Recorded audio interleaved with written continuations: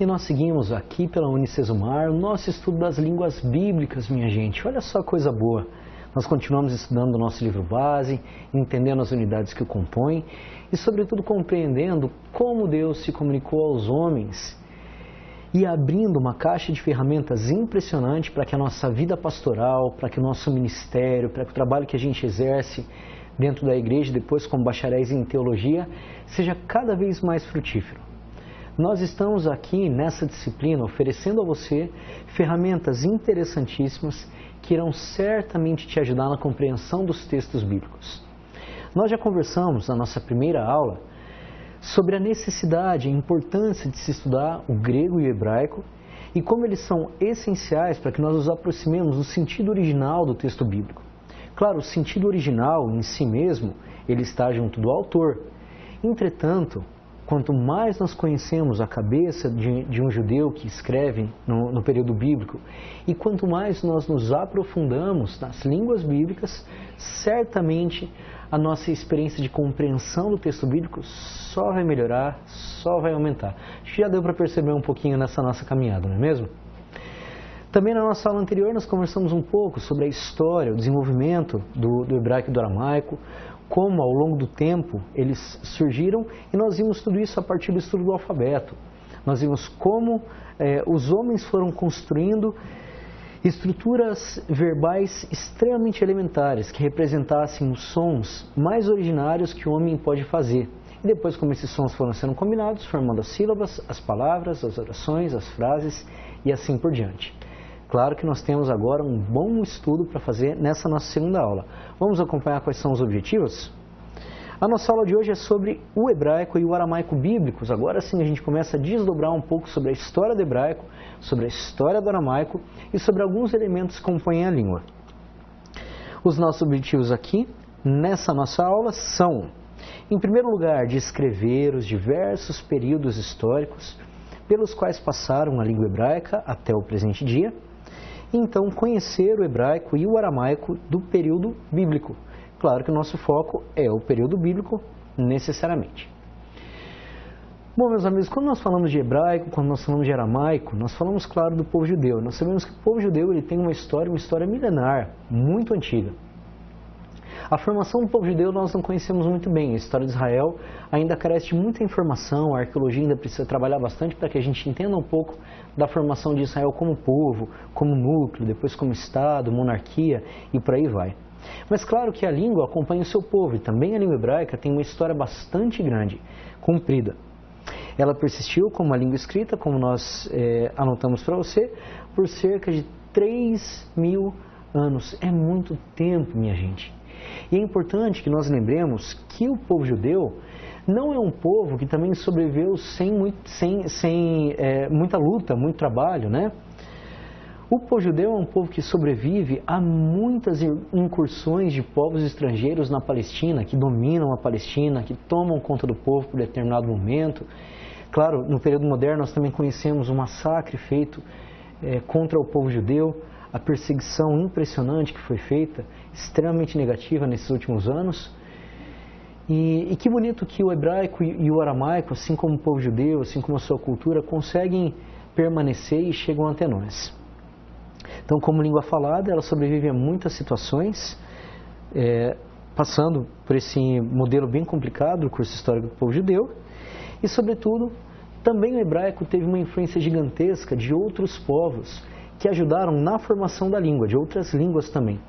Todo povo dominado, aliás, todo povo que dominava a Palestina, também trazia influência da sua língua, da sua cultura sobre Israel. Às vezes mais, às vezes um pouco menos. É importante que nós nos lembremos que a dominação da Palestina, ela começa já no ano 721. É próximo do ano 1000 que a Palestina fica um pouco mais livre da dominação do Egito, já que os povos do mar chegam, e quando eles chegam, como os filisteus, por exemplo, chegam e se estabelecem na costa mediterrânea ali da Palestina, e aí então o Egito tira a sua influência sobre esse território, consegue se estruturar, se fortalecer, forma os reinos, reino de Israel, reino de Edom, reino de Moabe, e aí então nesse processo, ao longo do tempo, quando os reinos circunvizinhos começam a se fortalecer, claro que tomam contra a Palestina, porque era um grande território de passagem. Então nós temos 721, o domínio da Assíria sobre o Reino do Norte, depois 586, 587, o domínio babilônico sobre o território, e aí as dominações elas são feitas em sequência com um pequeno tempo livre que é no período dos Macabeus. Seguem aos babilônicos, a toda a dominação ali dos mesopotâmicos, babilônicos na região, a dominação do Império Persa. O Império Persa cai sob o poder de Alexandre Magno e do mundo grego, e depois esse mundo é dividido pelos 4 generais de Alexandre Magno, né, os diádocos, e Israel fica sob domínio, em primeiro lugar, dos gregos que moravam ali no Egito, os Lágidas, como nós chamamos, e depois os gregos da Síria, que nós chamamos de Seleucidas. Por um pequeno período, de 167 até próximo do ano 60 e depois o ano 40, onde acontece um golpe definitivo, Israel fica livre, em uma dinastia chamada de Asmoneia, pelos Macabeus. Então o mundo romano toma conta ali da região. Portanto, são muitas lutas, muito sofrimento, bastante luta por sobrevivência que os judeus têm que passar. Também a língua acompanha essa luta. O hebraico, originalmente, nós já vimos um pouco das suas origens dentro daquele proto-alfabeto cananeu, que depois vai dar origem ao alfabeto fenício. Mas dentro desse bojo, dentro desse contexto, o livro-texto de vocês vai apresentar algumas influências que ajudaram a formar a nossa língua hebraica. Então, se diz que ela é a língua dos colonos da terra, na antiga Canaã, e ela está relacionada com as seguintes regiões. Em primeiro lugar, a religião de Canaã. O que é a região de Canaã? Canaã envolve hoje todo o estado de Israel e a Palestina, como nós chamamos. Lá na antiguidade, essa região inteira era conhecida como Canaã. Às vezes o pessoal faz algumas confusões entre Canaã e Caná da Galileia, onde Jesus fez o primeiro milagre. Caná era uma cidade pontual e pequena. Canaã é esse grande território que depois será chamado Israel. E depois a ser dividido entre a Galileia, a Samaria e a Judéia na época de Jesus. Ok? Canaã, nós conhecemos um pouco da sua história, da sua língua, das línguas cananeias e das correspondências que eram trocadas por ali, porque foram descobertas várias tabuinhas em uma cidade chamada Tel El Amarna, no Egito, que são datadas próximo do século XIV, e elas mostram a correspondência entre pequenos chefes locais, o que nós chamamos das cidades-estados cananeias, que eram cidades fortificadas e comandadas por um pequeno rei local.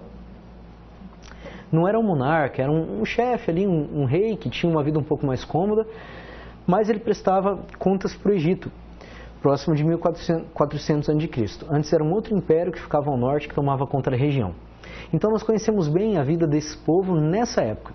Nessas cartas de Tel El Amarna, se pede para o Egito que venham logo socorrer eles, porque o Egito não conseguia passar muito bem para aquele cinturão que fica ali no Mediterrâneo, que conecta todo o mundo da África ao mundo da Ásia, onde está ali a Palestina. Então o Egito não consegue proteger esses reis locais, os seus exércitos não conseguem se mobilizar como poderiam, e essas pequenas cidades-estados são atacadas por bandoleiros, como a gente chama.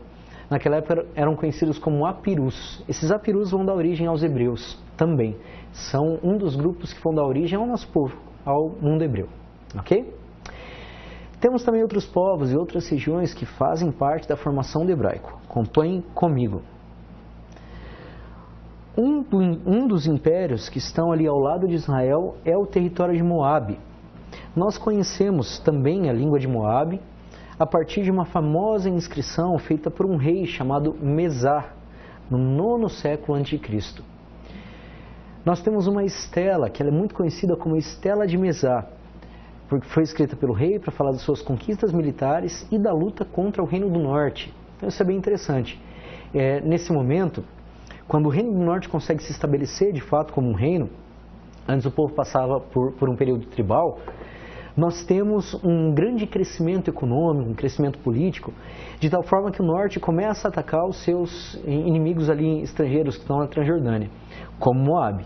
Então, de Moabe nós sabemos da existência de Israel, porque nós encontramos uma beleza, esses achados arqueológicos, uma estela que confirma aquilo que o texto bíblico diz sobre as lutas de Israel e de Moabe. Ok? Temos outras influências, vamos conferir comigo. Uma influência, claro, essencial, natural, que nós já conversamos bastante, é a influência do povo fenício, que é conhecido pelas inúmeras inscrições do 9º século a.C., e nós conversamos um pouco como uma cidade impressionante do mundo fenício foi destruída com a chegada dos povos do mar, que foi o Ugarit. O Ugarit foi um achado impressionante, nós vamos falar um pouco mais dela, porque ela proporcionou uma língua cananeia muito parecida com a língua judaica, com o hebraico. E aí muitas palavras que nós não tínhamos muita certeza do hebraico, ou até muitos costumes que nós não conhecíamos muito bem hebraicos, ficaram um pouco mais evidentes com a análise da papirologia, dos papiros, dos manuscritos que vieram ali de Ugarit, ok? São temas interessantes. Claro que eu preciso aqui também apresentar no slide para vocês o Ugarit. Então, o ugarítico era a língua falada em Ugarit, e ela é certamente a língua mais próxima relacionada ao hebraico bíblico, escrita em uma antiga escrita cuneiforme, que é feita, claro, em modelo alfabético. Nós já vimos como o alfabeto foi encontrado ali em Ugarit, né? A descoberta da cidade, das ruínas da cidade, na verdade, ela foi feita de uma forma acidental por um fazendeiro árabe que morava nessa regiãozinha chamada Ras Shamra, no norte da Síria, que é uma cidade costeira conhecida nos tempos antigos como Ugarit. Existem alguns costumes, por exemplo, que nós sabemos que Israel compartilhava com os seus povos vizinhos. Por exemplo, existem algumas pragas, alguns elementos que são tidos como castigos de Deus, como por exemplo uma cidade toda invadida por ratos, que estão presentes no texto bíblico. Para ser feita a defesa contra essas ameaças, a Bíblia diz que os israelitas fizeram uma imagem exatamente do mal que os afligia. Isso é tipo também um episódio que nós vamos trabalhar aqui nas nossas aulas ao vivo, que é o episódio da serpente de bronze. Para se proteger do mal das serpentes que picavam o povo e muita gente morria no deserto, se faz uma imagem da serpente como proteção. Uma superstição antiga que faz parte desse mundo mágico ali do Antigo Oriente Próximo. Nós descobrimos em textos cananeus que ali, em invocações, encantamentos, os textos mágicos cananeus pediam para que fosse feita justamente essa imagem de males que afligiam o povo. Por isso o Ugarit nos ajuda a conhecer um pouco mais Israel, nos dá um panorama um pouco melhor da religião, da cultura, da situação de Israel quando começa a se formar como povo, próximo do ano 1000 a.C., quando passa para aquele modelo tribal, quando começa a se estabilizar para que a monarquia venha algum tempo depois. E certamente, claro, o Ugarit também nos oferece muitas bases para compreender vários textos bíblicos que nós não poderíamos entender se não fosse a ajuda do que nós chamamos de linguística comparada, ok? Vamos falar um pouquinho das fases do hebraico. Nós já falamos que a fase que nós vamos valorizar é o hebraico conhecido popularmente como hebraico bíblico. Veja só, aqui dentro do nosso texto, do nosso livro-texto, se propõe um autor que divide as etapas do hebraico, ainda que essa divisão ela seja bastante informal, ou seja, não é informal, não, o termo correto é não padronizada. Então existem diferentes propostas de divisão do andamento do hebraico. Então, o primeiro período que nós consideramos é o hebraico que nós chamamos de hebraico bíblico, conhecido como hebraico clássico. Está dentro do hebraico bíblico em si mesmo, e podem ser feitas mais divisões de acordo com o período ou estágio da língua. A proposta do livro-texto que nós estudamos nessa disciplina é subdividi-lo em pré- e pós-exílico, que nós vamos trabalhar com uma certa precisão. Então funciona mais ou menos assim, minha gente. Popularmente nós conhecemos o hebraico, que está na Bíblia, como hebraico bíblico. Entretanto, é um nome relativamente equivocado, porque hebraico bíblico não se refere somente àquilo que está na Bíblia, mas também aos outros achados que vão aparecendo de textos, estelas, monumentos, que não estão necessariamente na Bíblia. Portanto, hebraico bíblico não se refere a tempo, se refere a uma localização da língua. Seria melhor, então, que nós chamássemos hebraico bíblico de hebraico antigo. Ainda a gente que popularmente, dentro das aulas, a gente usa, às vezes, sem perceber, hebraico bíblico mesmo. Mas o nome talvez um pouquinho mais correto, um pouco mais formal, seria hebraico antigo, que manifesta todas as expressões hebraicas que fazem parte de um período extremamente antigo, cerca de 1000, 1200 a.C., e que, começando, nesse período, e que abarca uma série de escritos que vão além do texto bíblico de maneira bem fechada. Nós conhecemos bem modelos que são pré-exílicos e modelos pós-exílicos, ainda que nós tenhamos dúvidas em alguns textos. Vocês, imagino que já devem conhecer bem, por conta dos estudos bíblicos já feitos, que existe uma etapa fundamental de escrita dos livros bíblicos, nós vamos comentar isso um pouco adiante nas nossas aulas, que é o exílio da Babilônia. O exílio da Babilônia ele é um momento chave na escrita dos textos bíblicos. E nós vamos trabalhar um pouco com isso. É justamente depois do exílio da Babilônia que Israel começa a ter influência de outros povos, e com isso também a sua língua vai mudar, e vai mudar bastante, tá bem? Vamos conhecer um pouquinho mais do hebraico bíblico, mas antes precisamos fazer um panorama geral dos períodos de desenvolvimento do hebraico. Depois desse hebraico antigo, que nós comumente chamamos de hebraico bíblico, nós podemos classificar um período como hebraico rabínico. O hebraico rabínico, que também é chamado de hebraico tardio, ele é datado mais ou menos do 2º século depois de Cristo. São representantes desse hebraico que nós chamamos de Mishnah, o Talmud e os Midrashes. O que são esses nomes complicados? São textos que são feitos pelos rabinos judeus. Então, no século II, nós já temos grandes escolas de rabinos. Também nós vamos ter um tempo para falar um pouquinho disso adiante. Essas escolas de rabinos abraçam o Antigo Testamento e começam a reler algumas passagens, ampliando um pouco elas. Isso nós chamamos de Midrash. E depois nós temos a Mishnah, que reúne também normas de vida, conceitos importantes para o povo hebraico. E tudo isso é reunido no Talmud, que é um grande livro, uma grande obra, que reúne os grandes ensinamentos dos rabinos judaicos. Ok? Depois o hebraico teve alguns problemas. O hebraico rabínico permanece por um tempo e aí nós entramos na Idade Média. O que será que acontece com o hebraico na Idade Média? Vamos lá para o próximo período da história. No hebraico medieval, também é conhecido como hebraico rabínico, né? Eles estão bem em conjunto, esses dois modelos. É o hebraico dos grandes teólogos, dos grandes filósofos, e também reúne trabalhos poéticos compostos durante a Idade Média, principalmente na Espanha, que tinha muitos judeus ali, grandes colônias judaicas por ali, e no norte da África, como por exemplo em Alexandria. Essa também é a língua da tradução do árabe e dos trabalhos escritos sobre a influência da língua árabe. Claro, vocês sabem, né, que o hebraico rabínico, como chamamos, no geral ele representa esse primeiro movimento rabínico inicial, ainda que nós possamos estender o hebraico rabínico para todo o período medieval. Ali os grandes rabinos judaicos, eles fazem inúmeros estudos bíblicos, estudam sobre a origem do Pentateuco, fazem uma ampliação dos textos com os midrashes. As sinagogas funcionam muito bem, já que o templo de Jerusalém havia sido destruído, então as sinagogas estão a todo vapor trabalhando, estudando os textos, analisando as obras antigas, produzindo novos textos. Agora, nós também sabemos que esse é um período em que os árabes tomam conta do mundo europeu conhecido na época. Essa é a grande luta medieval entre cristãos e mouros, entre os cristãos e os árabes. Claro que quando os árabes chegam na Europa e tomam conta do mundo conhecido, a sua língua também, que tem um parentesco bastante grande com o hebraico, vai em alguns lugares suplantar até o hebraico, fazendo que em alguns lugares o hebraico nem sequer seja mais falado. O hebraico sempre vai continuar vivo como a língua do culto, mas em alguns lugares deixa-se de falar o hebraico,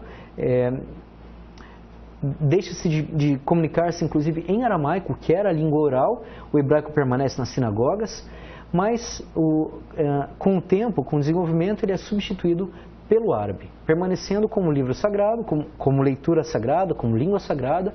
Entretanto, na oralidade passa a não ser mais usado. Ok?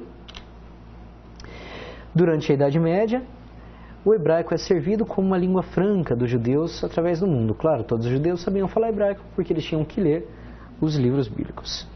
E depois nós temos o hebraico moderno, que é chamado de Ivrit. O hebraico moderno tem um desenvolvimento iniciado no século XX. Nós vamos falar um pouquinho disso adiante também, sobre como o hebraico ele é redescoberto nas escolas em Israel por um grande movimento que acontece. E essa redescoberta faz com que, além do árabe, que é estudado em toda a Palestina hoje, em todo o Israel, também se volte a estudar hebraico. Ok? Vamos lá. É preciso conhecer agora algumas testemunhas do hebraico antigo. O que nós chamamos de testemunhas? São os textos que manifestam para nós justamente o hebraico desses períodos mais arcaicos, mais antigos.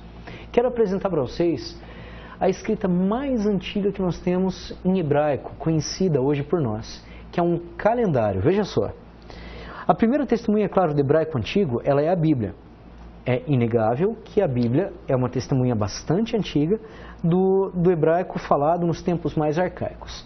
Entretanto, é importante dizer também que a Bíblia, minha gente, ela teve a sua forma final, ou seja, ela foi escrita, foi reunida, os livros, as tradições literárias, as tradições orais, elas foram reunidas no período do exílio da Babilônia, na volta do exílio, especialmente por um movimento sacerdotal coordenado por Esdras e amparado por Neemias, que faz toda a reconstrução administrativa do povo na volta do exílio da Babilônia. Isso implica que o hebraico bíblico muitas vezes não tenha marcas arcaicas, mas ele esteja muito mais ligado a esse movimento pós-exílico, esse movimento que reflete uma escrita já muito mais tardia e próxima de Jesus. Por isso, os textos mais antigos encontrados pela arqueologia, entre os textos mais antigos, e aliás, o mais antigo, é justamente um calendário agrícola que foi encontrado na cidade de Gezer, e que pode ser datado, remontado ao século X a.C., portanto 1000 anos a.C. Os nossos textos bíblicos, para que vocês tenham uma ideia, nós trabalharemos isso também em uma aula posterior, os códigos que nós temos, que contam a Bíblia toda, o Antigo Testamento inteiro, eles são datados perto do ano 1000 depois de Cristo. Ou seja, esse achado arqueológico, ele testemunha que o hebraico já era usado na Palestina 2000 anos antes dos grandes textos que nós tínhamos em mãos. Claro, nós temos outros textos um pouquinho mais antigos, mas que não contam a Bíblia toda.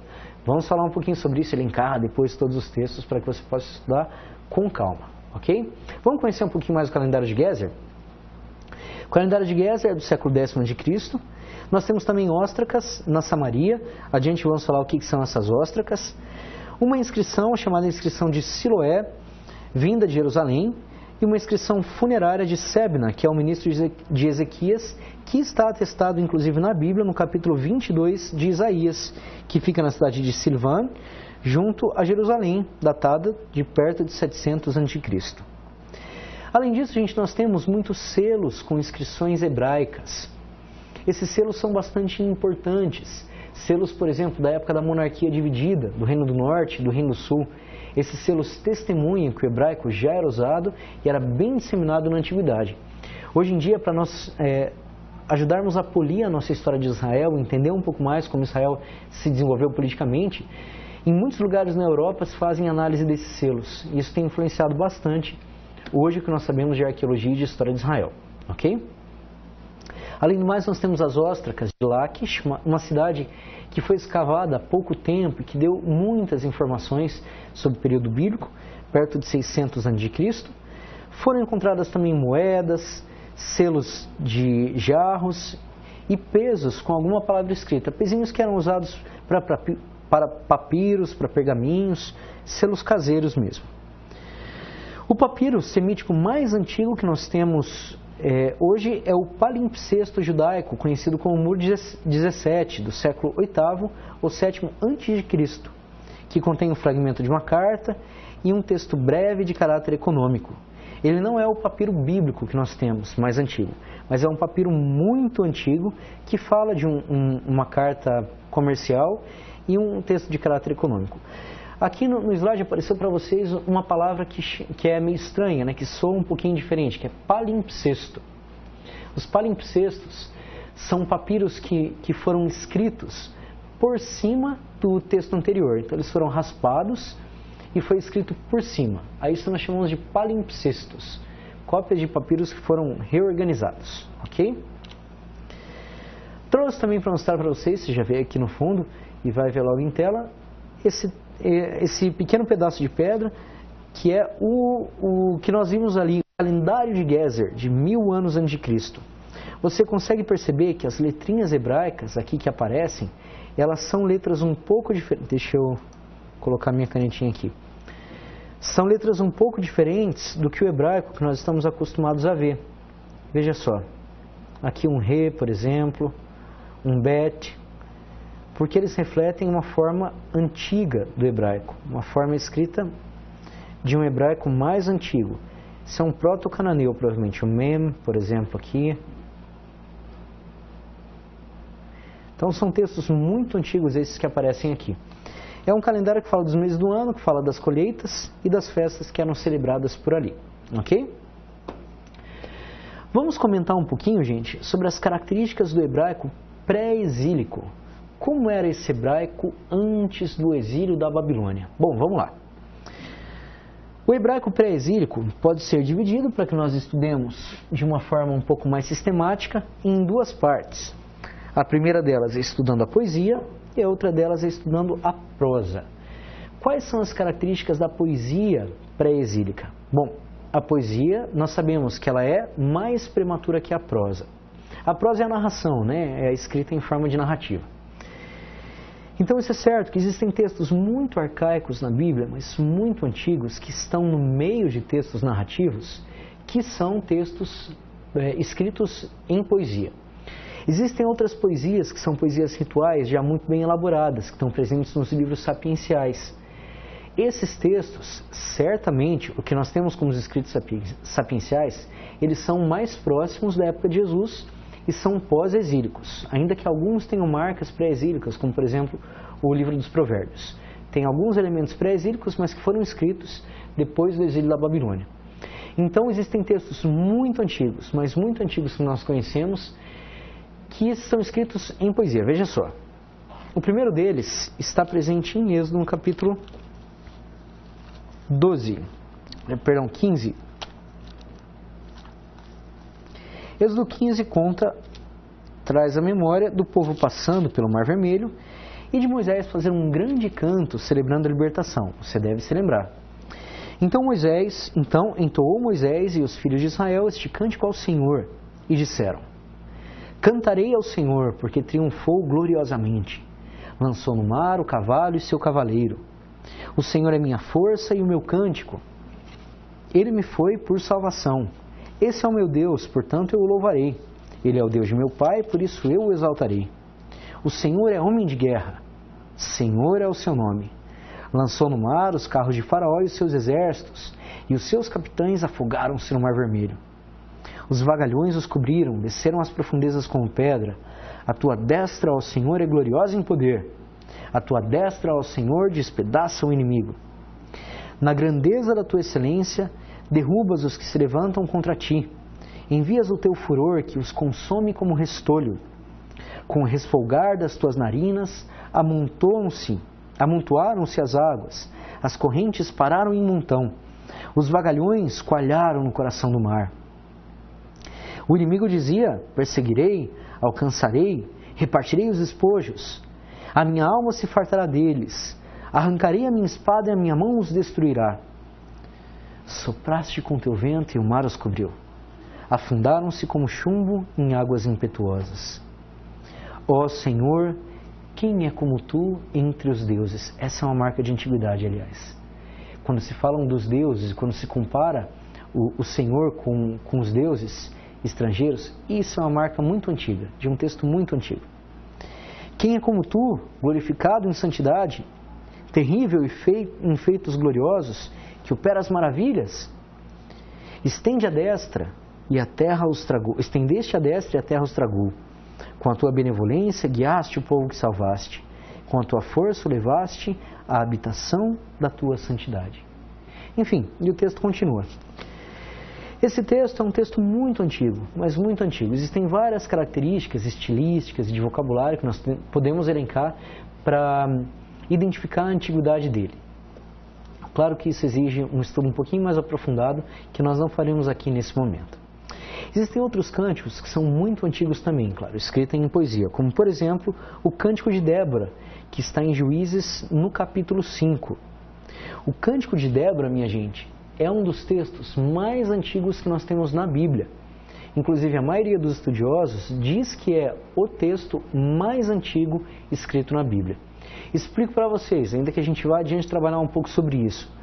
Em primeiro lugar, os textos eles eram repassados de maneira oral, e só depois de certo tempo que eles foram registrados por escrito.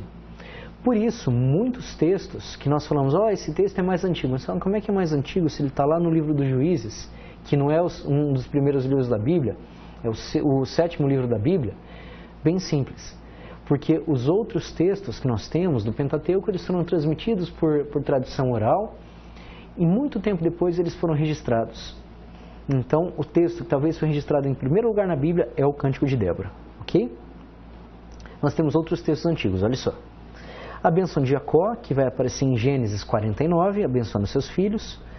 A bênção de Moisés, o grande cântico final ali da vida de Moisés, antes dele ser levado junto ao Pai, em Deuteronômio no capítulo 33, segundo a tradição judaica, Moisés foi arrebatado. O oráculo de Balaão, que está em Números 23 e 24, são textos muito, mas muito antigos. Inclusive Balaão é um personagem que aparece em outros textos extra-bíblicos, o que garante, nós sabemos que ele é muito antigo, porque ele aparece em textos muito, muito arcaicos de outros povos. E o poema de Moisés, que está em Deuteronômio 32, além de alguns salmos, como o Salmo 68. Vamos falar um pouquinho da prosa? Como é a narração do povo judaico? Bom, a prosa ela tem uma origem nortista nas tradições orais, que foi assimilada pelo Reino do Sul. Tem dois nortistas aqui, né? Que caracteriza a prosa. A prosa do hebraico clássico pode estar relacionada aos reinos de Davi e Salomão e seus sucessores em Jerusalém. Explico isso para vocês. As primeiras tradições escritas, provavelmente, elas foram feitas... Antes, as tradições eram somente orais, com alguns fragmentos escritos. 10 Mandamentos, o Cântico de Débora, o Cântico de Moisés, por exemplo. E é só algum tempo depois que essas tradições começam a ser registradas, provavelmente lá no Reino do Norte.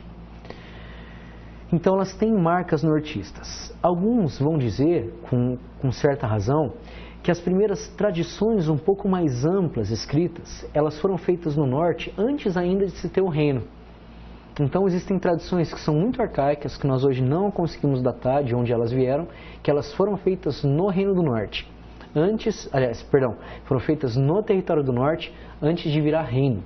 Então ali no Norte, que tem uma tradição profética muito grande, que resguarda muito a tradição do Êxodo, que é aquele que conserva muito bem a história de Moisés, que guarda ali no coração, que repassa a história de Moisés, vai ser responsável, talvez a primeira responsável pela prosa.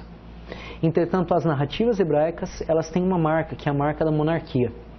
É na monarquia que se tem condição para que a escrita possa ser feita assim com mais propriedade. Então, a escrita feita em massa, em grande escala, e a atividade escribal, ela pressupõe que exista toda uma estrutura que salvaguarde alguém que trabalha só para escrever, né? Alguém que não tem que trabalhar no campo e que possa se dedicar somente a escrever os feitos do rei e a história do povo. Ok? Tá dando para entender bem, gente? Tá dando para acompanhar? Ok, imagino que sim. Vamos lá, vamos seguir. Vamos falar um pouco das características do hebraico depois do exílio da Babilônia. Você acompanha comigo? O exílio da Babilônia, ele representou uma mudança significativa no status quo da linguística. Nós sabemos que durante o período da dominação persa, do Edito de Ciro, né, em 538, até a vitória de Alexandre o Grande, devido a algumas circunstâncias históricas e políticas, a comunidade judaica experimentou um grau de multilinguismo. Como isso funciona, gente? Vamos explicar. O povo de Israel estava sendo dominado pela Babilônia. Então, a dominação ela começa entre 586 e 587, quando se faz um cerco em Jerusalém. Finalmente, em 587, Jerusalém cai. Já se tinham, 10 anos antes, feito uma primeira deportação das grandes elites que tinham ido para a Babilônia. 10 anos depois, a massa vai sendo deportada. Agora, claro, os pobres ficam na terra e ali tem que encontrar também algumas ferramentas, alguns meios para sobreviver, para ficar em paz ali na terra. Nesse período que o povo vai para a Babilônia, existe todo um movimento bastante forte da linguagem sacerdotal para que Israel não perca suas origens, não perca sua identidade religiosa, não perca, claro, a sua identidade étnica, e dentre os traços culturais que são salvaguardados por esse mundo sacerdotal, esse caminhão sacerdotal que vai ali garantindo a fé do povo, está justamente a língua. Agora, naturalmente, gente, quando o povo está na Babilônia, muitos que vão para lá já tinham uma vida um pouco mais tranquila e eram um pouco mais ricos. E muitos que vão para a Babilônia acabam enriquecendo e acabam vendendo-se para o mundo babilônico. Eles sabiam que cultuar, por exemplo, o grande deus do panteão babilônico, que era Marduk, ia dar para eles um pouco mais de folga, de tranquilidade ali no comércio, nas relações amorosas até, para conseguir bons casamentos, contratos de casamento, para conseguir morar na região um pouco melhor, para conseguir, por exemplo, trabalhos que eram um pouco mais especializados. Então nós sabemos, foram descobertos vários documentos como se fosse uma notaria, um cartório ali da época, contrato de compra e venda, contrato de casamento que tinha o nome de judeus. Então nós sabemos que de fato os judeus prosperaram, alguns judeus, claro, né, prosperaram ali na Babilônia. Com isso é natural que se esquecesse a língua dos seus pais, que já não se falasse mais o hebraico na Babilônia, ou que o hebraico fosse recebendo alguns acréscimos da própria língua dos babilônicos, depois da língua dos persas que dominaram a Babilônia e depois, claro, da língua dos gregos. Isso é muito comum, isso vai acontecer de maneira muito natural dentro do hebraico. De tal forma, quando nós vemos, por exemplo, a leitura pública da lei, nos livros de Esdras e Neemias, que contam essa história, nós vemos ali que era preciso que tivessem tradutores no meio do povo, porque esses tradutores tinham que traduzir o texto bíblico que estava sendo lido lá no hebraico para as línguas locais de onde vieram o povo, provavelmente as línguas babilônicas, ainda que viessem pessoas de outros lugares também, porque os exílios já tinham acontecido em diferentes lugares. Então ali se tinha que traduzir o texto em hebraico, porque o povo já não sabia mais o hebraico. Interessante, né? Vamos lá. Com o tempo dos persas, o aramaico ele vai crescendo e vai se transformando numa língua oficial que é usada inclusive na documentação persa. E depois, claro, no século IV, com as dominações de Alexandre Magno, o grego entra. Com isso, nós temos um grande esforço no período do exílio da Babilônia e do pós-exílio, de escrever a história de Israel, de registrar alguns elementos que estavam ainda como transmissão oral, de reler alguns elementos da história de Israel. E nessa tentativa, em primeiro lugar, foi buscado imitar esse modelo de escrita pré-exílico. Claro que isso não gerou muito sucesso, mesmo repetindo algumas das suas fórmulas e do seu vocabulário. E claro, o que acabou acontecendo com o hebraico foi uma certa modernização, assimilando uma série de elementos de morfologia, de sintaxe, de gramática mesmo, dos mundos vizinhos ali a Israel. Ok? E é certo que, acompanha comigo ali em tela, praticamente todos os livros bíblicos nesse presente estado têm algum traço de aramaísmo no vocabulário, na morfologia ou na sintaxe, ou seja, palavras aramaicas, formas de palavras aramaicas e a estrutura de organização do texto também aramaica. Isso estará presente em vários livros bíblicos. Veja só em quais deles nós podemos encontrar isso. No livro de Esther, no livro de Coelet, chamado Coelet Eclesiastes, no livro de Cântico dos Cânticos, Cantar dos Cantares, ou Cantares de Salomão, ou como a gente chama, são vários nomes antigos que aparecem nos manuscritos. Os dois textos de Esdras e de Neemias, que refletem uma construção certamente da volta do exílio. O texto de Jó, que tem uma série de acréscimos ali na volta do exílio da Babilônia. O texto de Daniel, que certamente é um texto da volta do exílio, porque ele manifesta a apocalíptica. 1º e 2º Crônicas, que são a história de Israel contada depois do exílio da Babilônia, é o livro de 1º e 2º Reis, que é recontado de outra forma. O texto de Ruth, o texto das Lamentações e alguns salmos. Muitas palavras estrangeiras foram tomadas, emprestadas pelo hebraico, do persa e do grego, e claro, o aramaico estava sempre ali indiretamente.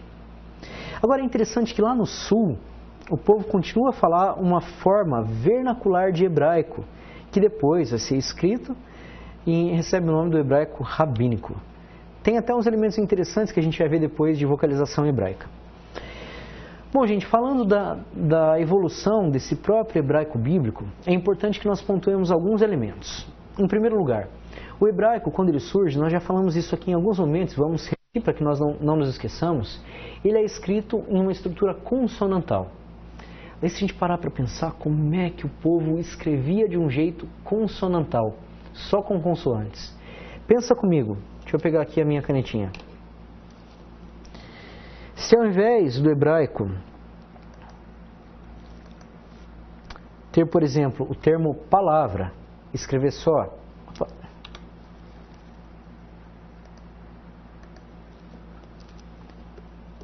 palavra, será que seria fácil de ler se nós lermos só isso daqui no português? Será que a gente conseguiria identificar que esse vocábulo é palavra? Bom, provavelmente nós teríamos muita dificuldade, já que nós somos já alfabetizados com as vogais fazendo parte da nossa língua. Entretanto, gente, as 22 consoantes que fazem parte do hebraico, Inicialmente, elas eram relativamente fáceis de serem lidas, porque elas seguem um padrão bastante parecido. Nós já conversamos, por exemplo, sobre como os verbos hebraicos, eles têm, na sua maioria, pelo menos, 3 letras. Eles são triliterais. Isso é típico do mundo hebraico. Então, se aparece MLK, o hebraico vai saber que está se referindo a reinar, porque são as marcas ali da palavra reinar. É típico dali e não vai se repetir de maneira parecida com outras palavras. Por isso a língua ela é relativamente previsível, ela tem um formato relativamente previsível. É claro que alguns vocábulos eles vão dar problemas. Nós falamos que a raiz, ainda que alguns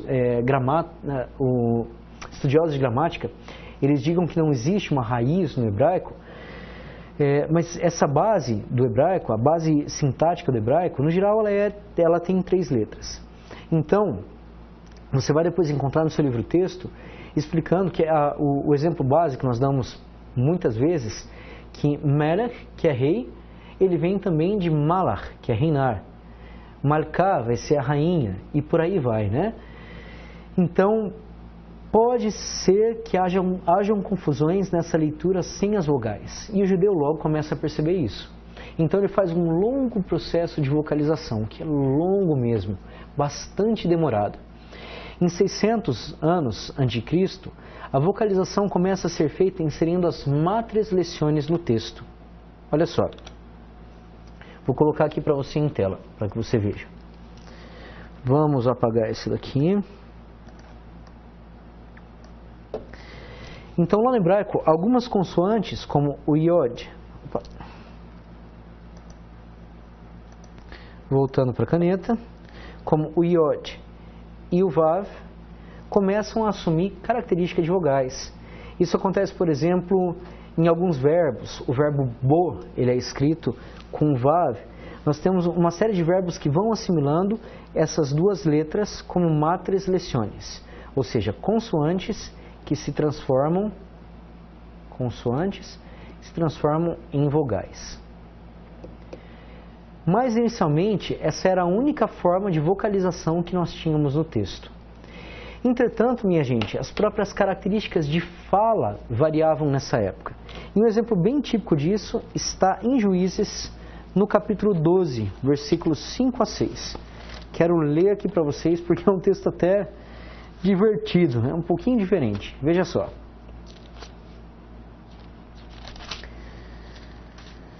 Juízes, capítulo 12. Diz assim: Porém os gileaditas tomaram os vales do Jordão que conduzem a Efraim. De sorte que quando qualquer fugitivo de Efraim dizia, quero passar, então os homens de Gileade lhe perguntavam, és tu efraimita? Se respondia, não, então lhe tornavam, dize, pois, Shibolete. Quando dizia Sibolete, não podendo exprimir bem a palavra, então pegavam dele e o matavam nos vales do Jordão. É uma coisa interessante. Não queriam receber fugitivos de Efraim, estavam lutando contra isso. Então, para descobrir se a pessoa era ou não efraimita, ou seja, se era do norte ou não, foi feita uma alfândega. Nessa alfândega, o pessoal usava uma letrinha, que é a letra Shin ou Sim. Nós vamos apresentar essas letras ainda aqui para vocês. Originalmente elas eram uma única letra. Com o tempo elas começaram a ser pronunciadas de maneira diferente. Alguns pronunciavam Shin, fazendo chiado, e outras pronunciavam Sim. Então aqueles que vinham de Efraim não conseguiam falar Sibolete, falavam Shibolete. E quando falavam Shibolete, na hora se denunciavam que eram de Efraim e por isso eram perseguidos e mortos. Gente, a partir do século V e do século VI, depois de Cristo já, pensa aqui que a gente já tem toda uma caminhada na Bíblia, é feito um trabalho de estudiosos judeus que são chamados de massoretas ou tradicionalistas. Então funciona mais ou menos assim. Todo hebraico estava escrito sem vocalização, sem vogais. O hebraico bíblico era escrito só com consoantes. Claro que em alguns momentos o pessoal perdia a leitura e não sabia mais qual palavra que eles deveriam falar, já que também o formato de hebraico era um formato bastante antigo.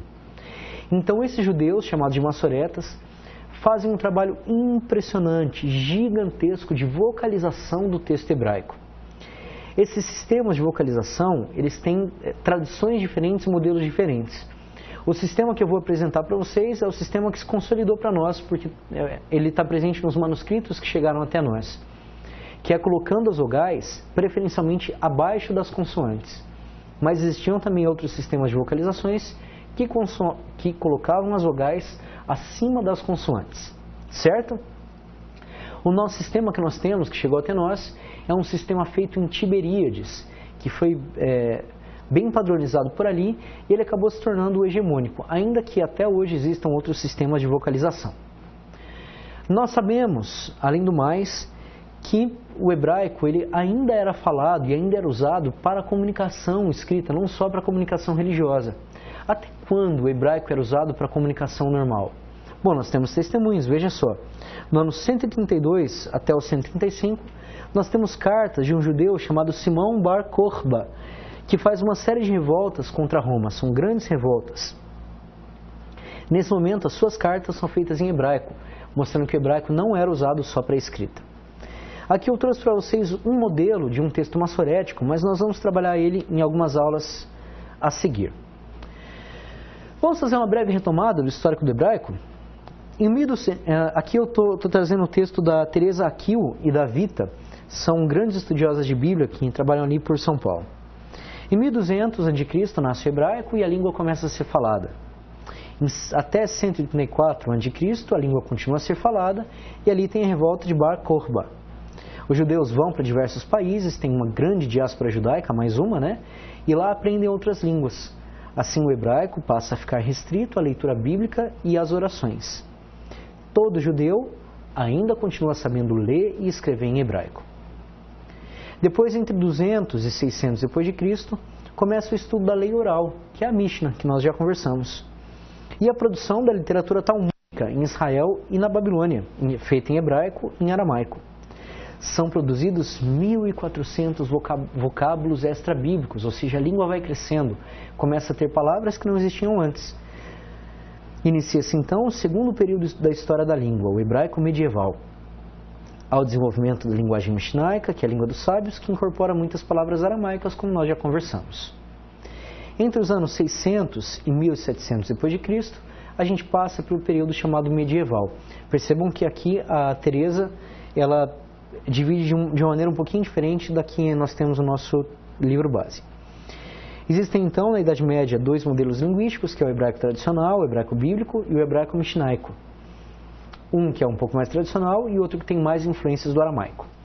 Aqui surgem as escolas de tradução, os estudos gramaticais e o desenvolvimento da exegese bíblica. Então aqui, de fato, aparecem os estudos feitos por esses judeus massoretas e um pouco adiante vem já alguns estudiosos que vão fazer uma exegese um pouco mais aprofundada. Um judeu muito conhecido dessa época é o Ibn Ezra, Abraham Ibn Ezra, que ele faz grandes estudos do Pentateuco que são muito importantes. Certamente vocês vão ouvir falar dele quando forem estudar um pouco sobre o Pentateuco. Ok?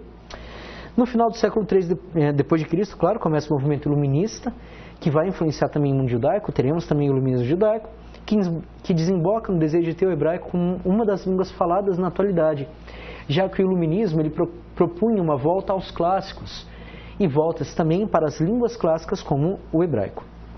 Em 1890 é fundado em Israel o Comitê da Língua Judaica, que é presidido por um judeu chamado Ben Yehudá, que faz todo um trabalho de renovação e ampliação da língua, como nós já conversamos. O Ivri, criando novos vocábulos e adotando a pronúncia sefaradita do hebraico, que é essa pronúncia que nós falamos, a pronúncia tiberiense. Atualmente, esse comitê foi transformado em academia e são eles que dão a palavra final com relação à língua hebraica e seu patrimônio linguístico, como se fosse a nossa Academia Brasileira de Letras. Ok? Alguns breves apontamentos sobre o aramaico, já que pouquíssimos versículos na Bíblia são escritos em aramaico. Alguma coisa, claro, é importante que nós comentemos. O aramaico vem do termo aram, que é usado na Bíblia em alguns momentos, falando de um pequeno território. Até quando se fala de dos credos históricos do Deuteronômio, um dos credos históricos essenciais implicava dizer que o meu pai foi um arameu errante. Então aparece na Bíblia o termo aram, o termo arameu. E ele aparece em nome de lugares há quase 4.000 anos antes de Cristo, portanto, é um lugar, uma região atestada já pela arqueologia, muito bem atestada. Gênesis fala de Padan Aram e Aram Naharaim.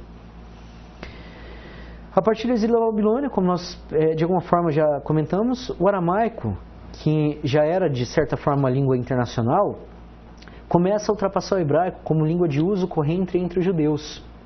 Então os países ocidentais dominados pelo Império Assírio começaram a falar o aramaico. A língua dos escribas assírios foi substituída pelo aramaico no período neobabilônico. E durante o Império Persa, a documentação oficial era também publicada em aramaico. Isso é bem interessante. Com o tempo, o aramaico ele começa a crescer na região da Mesopotâmia, no Antigo Oriente Próximo. Então ele se torna uma língua quase que oficial, muito bem disseminada. O aramaico, então, nesse momento, se transforma na língua oficial falada, inclusive na Palestina. E o hebraico acaba se tornando a língua para a escrita bíblica, a língua sagrada, a língua dos textos. Mas o aramaico se transforma na língua falada, de tal forma que até documentos persas sejam escritos em aramaico. Depois do exílio da Babilônia, os judeus falavam aramaico junto com o hebraico, e claro, o aramaico se tornou a língua de fala, como nós comentamos. Na Bíblia nós temos presentes textos em aramaico, que refletem no geral, justamente essa documentação persa que era também publicada em aramaico, não só em aramaico, mas também em aramaico. Então nós temos no livro de Esdras essa documentação que aparece, e depois no Antigo Testamento, alguns pequenos versículos aparecem em aramaico, em Jeremias, e Daniel nós temos vários capítulos que aparecem em aramaico. Infelizmente, nós não sabemos por quê. Certo? Meus queridos estudantes, nós apresentamos um grande panorama histórico do hebraico e do aramaico, e a partir de agora nós começamos a estudar alguns elementos da gramática do hebraico, e nós vamos estudar também a versão bíblica hebraica que nós temos, que chegou até nós hoje. Então faça o trabalho de revisar bem essa aula, estude ela com muito cuidado, leia o seu livro-texto e se prepare para que nós possamos aprofundar o nosso conhecimento nas línguas bíblicas. EAD, o Unicef, uma tem qualidade